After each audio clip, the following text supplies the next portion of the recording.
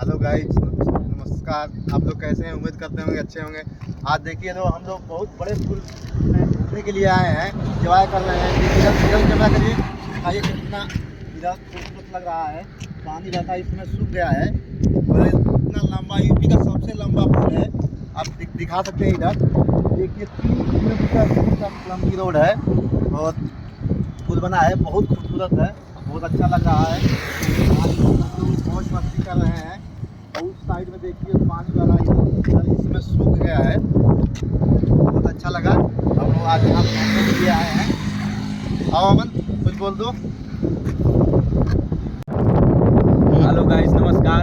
आप लोग को कैसा लगा? हम लोग के घूमने आए हैं। सब देखिए, बहुत बड़ा पुल है इधर, बहुत अच्छा लग रहा है। किलोमीटर है। देखिए सब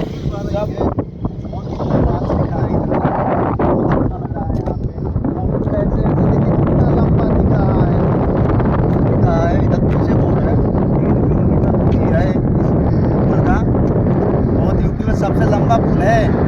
आप लोग को कमेंट में जरूर लिखिएगा। का नाम है घाट।